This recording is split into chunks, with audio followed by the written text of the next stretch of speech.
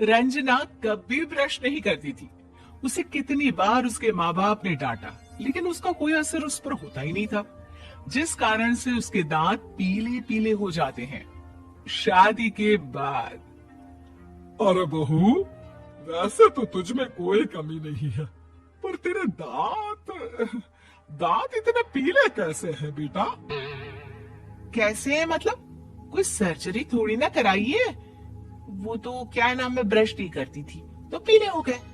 अब क्या करूं? आप कहे तो लाल करवा लूं या फिर काले? यार ये क्या है, क्यों माँ से लड़ रही हो? लड़ रही हूँ? अरे मैं लड़ रही हूँ या ये बोल रही है कि दांत पीले है, पीले? अरे तपस्या थोड़ी ना की है इन्हें पीले करने के लिए। बकायदा ब्रश नहीं किया है 20 साल तक, तब जाकर। छी, कैसी बात कर रही हो? ये उस वक्त तो पीले नहीं थे जब हम लोग तुम्हें देखने आए थे। अरे तब साफ करवा लिया होगा डेंटिस्ट के पास जाकर। अब देखो कैसे पीले पीले लग रहे हैं। रंजना सास की तरफ गुस्से से देखती है। फिर शुरू हो गई पीले पीले पीले। अरे पीले तो तब भी थे जब मेरे हाथ का रसगुल्ला उड़ा उड़ा कर खा रही थी और बोल रही थी, लड़की नहीं गुणों का खजाना दे रहे भाई साहब आप। खैर, अब वो लोग करते भी तो क्या करते, पीले दांत वाली बहू पल्ले पड़ी थी तो झेलना तो था ही। एक दिन कीर्तन में रंजना गाना गा रही थी। अरे कमला बहन, माँ का द्वार है, यहाँ तो सब शुद्ध होकर आते हैं, फिर अपनी बहू को ब्रश भी नहीं करवाती तुम। दूर से पीले पीले दांत भक्ति में बाधा उत्पन्न कर रहे हैं। और कोई 2 साल की बच्ची थोड़ी ना लेकर आई हूँ मैं बहू बनाकर। अच्छी खासी लड़की है, अरे कैसे करवाऊं ब्रश? ये तो उसे खुद करना चाहिए ना। अब माँ बाप तो इसके जैसे तैसे निपटा दिए, ये नहीं सोचा कि सास कैसे संभालेगी। सास बहू को लेकर घर आ जाती है, लेकिन सोच लेती है कि अब इसे लेकर कहीं नहीं जाएगी।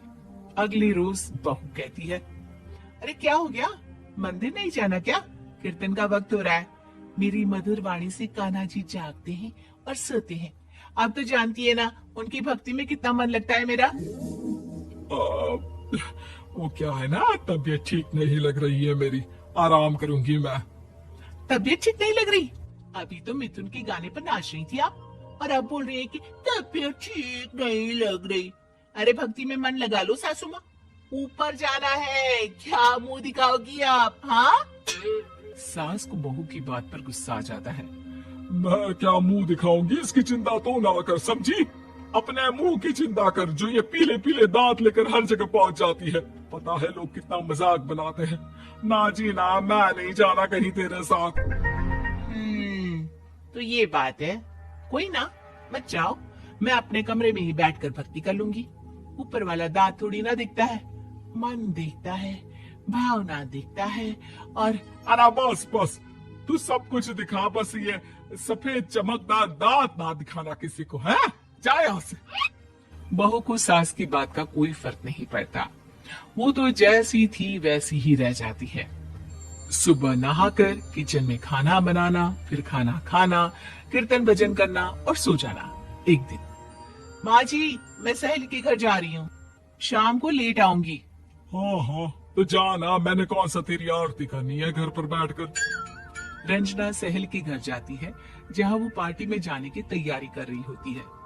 अरे शिखा, कहाँ जाने की तैयारी कर रही है? मैं गलत वक्त पर आ गई क्या? अरे नहीं यार, उल्टो सही वक्त पर आई है। मैंने ये साड़ी और ज्वेलरी निकाली है यार, शाम को इनके ऑफिस की एक पार्टी में जाना है। बताना कैसा लग रहा है ये सब? नहीं यार, इस ड्रेस के साथ तो वो वाली ज्वेलरी अच्छी लगेगी। हाँ हाँ सही बोल रही है, मैंने ध्यान ही नहीं दिया। वैसे तो हमेशा से मस्त फैशन सेंस रखती है। तो बड़ा जाती होगी ना पति के साथ पार्टी में। रंजना कुछ नहीं बोलती, बस सोचती है कि यार काश ये बात सही हो जाती, पर मैं क्यों नहीं जाती पार्टी में? क्या इन लोगों की कोई पार्टी होती नहीं होगी? रंजना घर आती है और रात में पति से सवाल करती है, एक बात बताइए, आप मुझे किसी पार्टी में क्यों नहीं ले जाते? क्या आपके यहाँ ऑफिस में पार्टी नहीं होती? पति बेचारा क्या कहता कि दांत पीले हैं तुम्हारे इसलिए। अरे कोई पार्टी होती नहीं हम लोगों के ऑफिस में, तो कहाँ से लेकर जाऊं? और मार्केट, मॉल, कहीं वीकेंड घूमना, कहीं तो। अरे यार, सारे हफ्ते में एक छुट्टी मिलती है, तो सोचता हूँ कि आराम ही कर लूं। क्यों? रंजना मन मार के रह जाती है। पहले कभी सास के साथ मंदिर जाया करती थी, लेकिन वो भी सास ने ले जाना बंद कर दिया। घर बैठी बैठी रंजना बोर हो जाती है। तभी उसे आइडिया आता है और वो मायके जाने का सोचती है।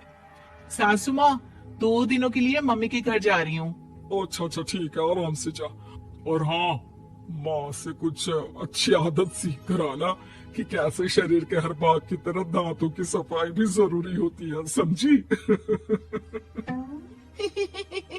शुरू हो गई ना आप। वो लोग आपकी तरह नहीं है कि छोटी छोटी बात का बतंगड़ बना दे।